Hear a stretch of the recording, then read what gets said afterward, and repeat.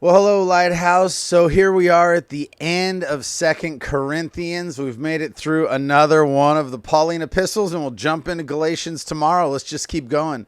You know, there's a sadness to me as I read the end of Second Corinthians because you can tell that Paul is excited to visit the church at Corinth, but you can tell that he anticipates visiting a church that's in conflict, a church that's not getting along that well, a church where there's been accusations and rumors related to Paul, and where you read First Corinthians and go, oh, they're wrestling with things like ethics, they're wrestling with things like what's the moral thing to do, and they're also wrestling with Jewish culture and Greek culture, trying to make a church. But man, you read Second Corinthians, you go, oh, there's been more personal attacks, and you can tell that Paul is anticipating. He said, I'm coming there.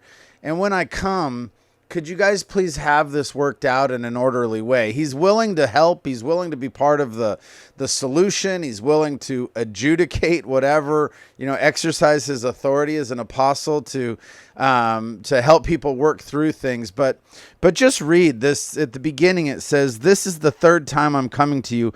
Every charge must be established by the evidence of 2 or 3 witnesses." He said, first of all, when I get there, if there's things we have to work out, we're going to do this in an orderly way. Paul doesn't want to walk in the room and have everybody, Paul, guess what? Paul, guess what? And talking over each other. He said, no, if we're going to have to solve some relational things, especially Paul says as it relates to me, man, we're going to have to do this in an orderly way. So have 2 or 3 witnesses. Let's be able to have a discussion about this. And you're going to see later, this is not 2 or 3 witnesses so we can tear somebody down. Rather, Paul's saying it's already torn down.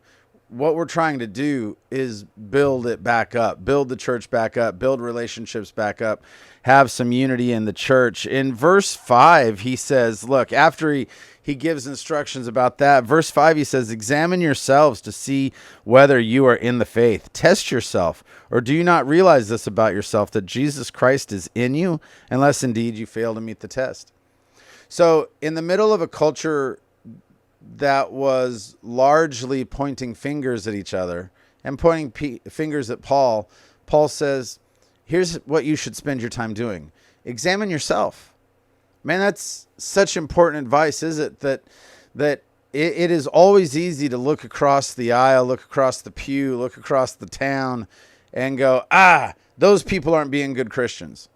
But Paul's desire is to say, hey, we'll work all that out and we're going to have an orderly discussion about all this. But what I'd really like you to do along with that is examine yourself, because maybe there wasn't a lot of Christ-like behavior coming out of these guys. But also Paul says, look, all this earthly stuff is just going to be earthly stuff. Like, check out your heart. Are you really for Jesus? Is Jesus really your Lord and Savior?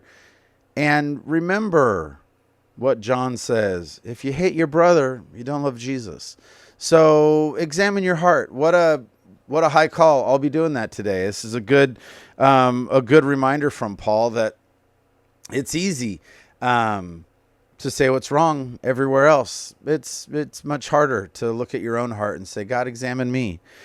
Look down at verse 10. He says, For this reason I write these things while I'm away from you, that when I come I may not have to be severe in my use of authority that the Lord has given me, for building up and not for tearing down.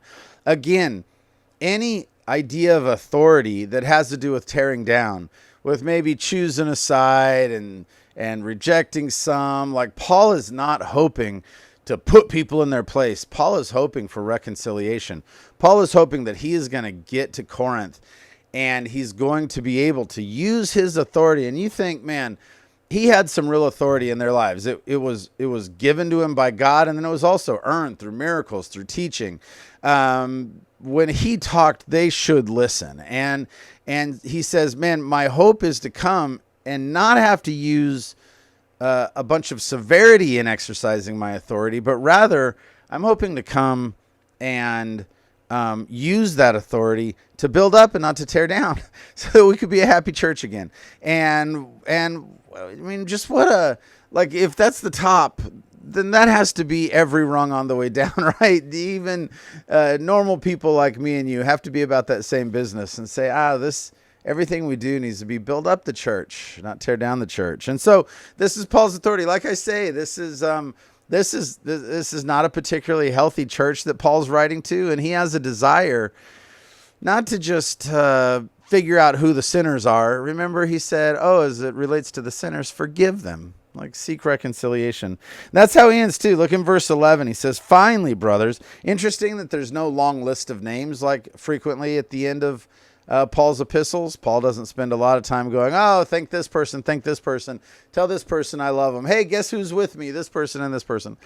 But rather, he says, finally, brothers, siblings, family, rejoice. Isn't that interesting? Rejoice.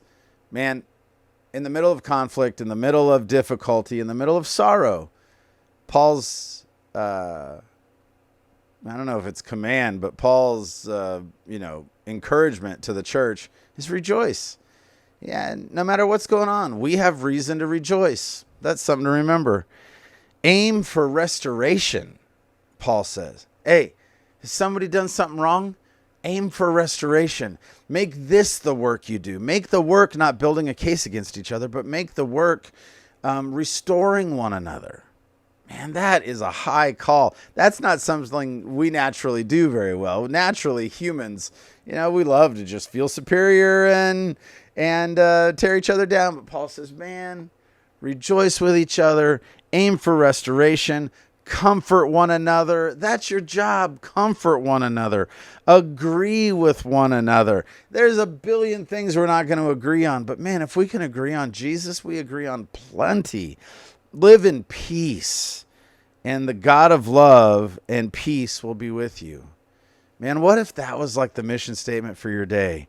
Aim for restoration. Is there brokenness around you? Man, aim to restore it. Comfort one another. Does somebody need your comfort today? Somebody just need you to listen and not talk very much? Does somebody need you to just tell them you're thinking about them? Does somebody need just for you to tell them, hey, it's going to be okay? Comfort one another. Agree with one another. Let people see you do this with your head. Go, yeah, I understand. Thanks for telling me how you feel. Agree with one another. Live in peace. Live in that shalom. Live in the understanding that all of this is important, but it is only important as it relates to eternity. That, of course, how we feel and how we interact and all of that stuff matters, but man, we're just practicing for what's going to happen in eternity, and we can live at peace with each other if we understand that. If we understand that the victory's won, rejoice. No matter what's going on, we're going to be fine. We're going to be more than fine. And so we can live at peace with each other. Hey, it's been good going through 2 Corinthians with you. See you in Galatians tomorrow. Be loved.